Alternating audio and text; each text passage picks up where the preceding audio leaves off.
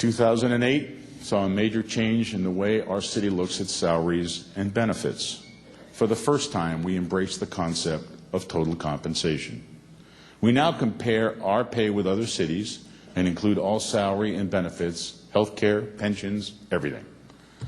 We now have a platform from which to make informed decisions about public employee compensation.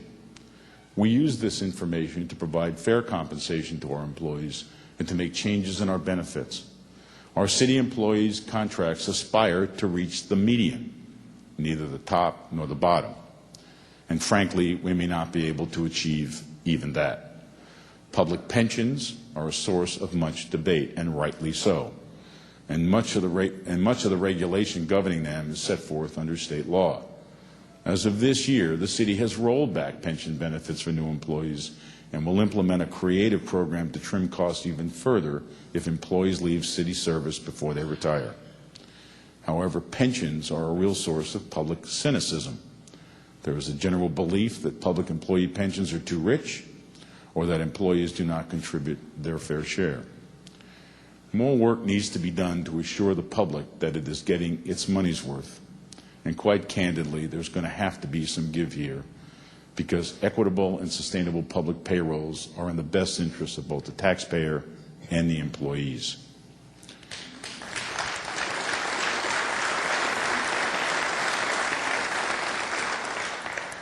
And along those lines, we must continue to consider reforms to the civil service system. Long Beach is the only city in California that has both a civil service and a human resources department, and we should ask why. We all know that 2009 will be a difficult budget year, and many sacrifices will have to be made to finish the year in balance. While our focus continues to be on the general fund, no part of city government should be immune from the realities we face. Yet that can happen when our enterprise funds, departments such as harbor, water, oil and gas, and refuge, and even redevelopment, have their own source of revenue and are structured to run as a business. While only one supports the general fund directly, each assists the city operations through a separate, complex arrangements that are based on their own respective bottom line. Often, when these funds are faced with reduced revenue, their immediate response is to reduce the contribution to the city. Put in business terms, they lower their earnings per share. Private business would never first reduce shareholder earnings when faced with declining revenues. It would work to preserve shareholder earnings by reducing expenses. Ultimately, contributions to the city may have to be reduced, but there should be a focus on improving efficiency and productivity first. The city charter has it right. There should be enterprise funds outside the general fund. But I will continue to ask these businesses to remember that we are one city.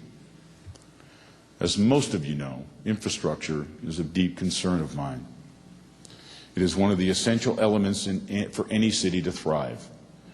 We've made important improvements in our physical assets.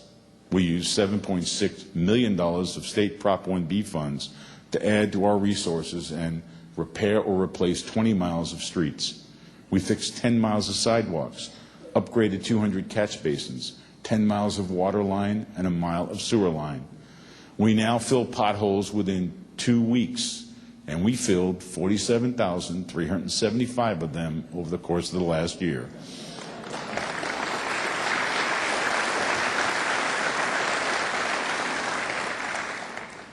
We are doing what we can to fix our city. However, much more needs to be done. Instead of 20 miles of streets, we need to repair 50 miles per year. At the current rate, we will never catch up and get further behind. We have no funds for fire stations, parks and recreation facilities, libraries, and the very important storm drains to improve our coastal water quality. Once we know what, if any, projects can be funded by the federal government and the recently passed county transportation measure, we will have to assess how we can develop a long-term infrastructure program. Infrastructure enables commerce, helps create jobs, and keep our economy moving. We will not be a first-class city without a solid infrastructure, and we will need to find a way to pay for it.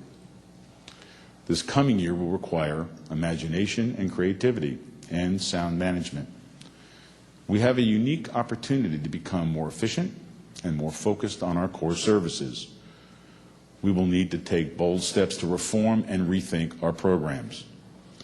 We must eliminate the vestiges of any entitlement culture within our city bureaucracy.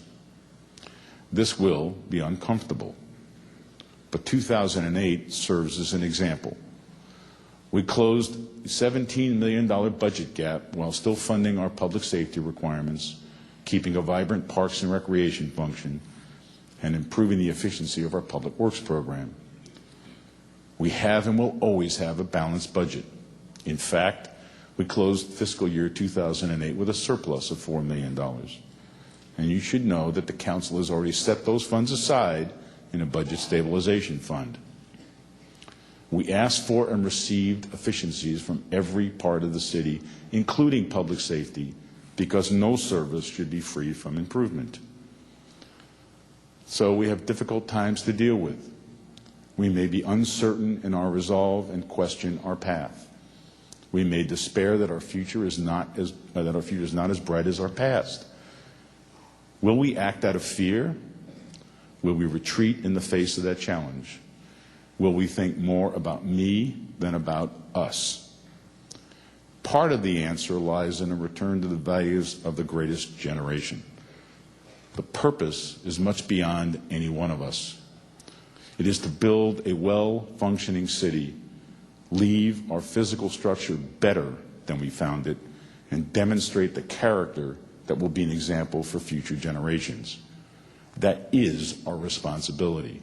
It is our duty to our children and our grandchildren. The enhancement of our character and our physical structure will define us in the future. Difficult times and circumstances can make you better. You often hear the phrase, "That which doesn't kill you makes you stronger." Well, that never made much sense to me. Anymore, it doesn't. A more appropriate comment is one from Winston Churchill when he was chronicling a battle, when he said, "In life, nothing is more exhilarating than being shot at without result."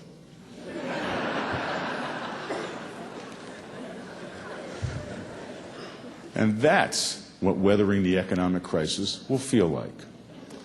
Drawing on the example and strength of that great generation, we must act out of confidence, not despair. Invest more than we consume. Focus on the long term, not the immediate. We need to summon the best of what that generation leaves us.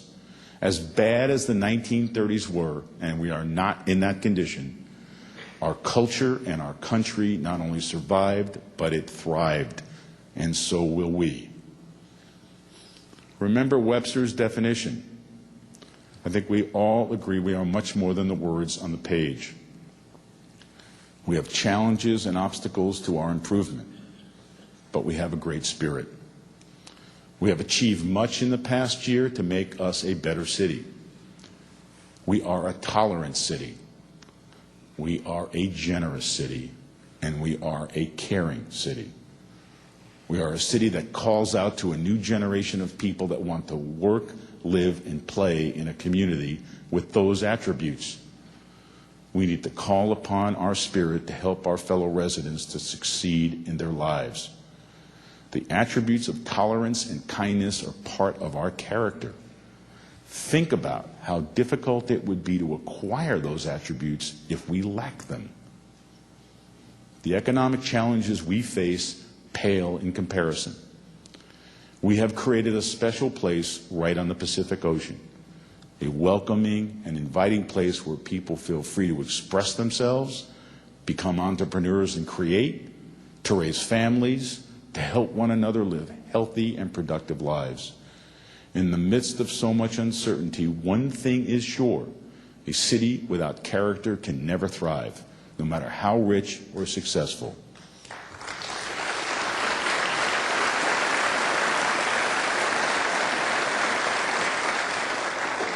And that character will carry us through. Considered that way, what lies before us is a far simpler task.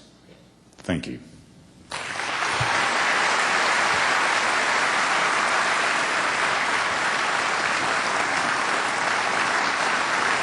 Thank you.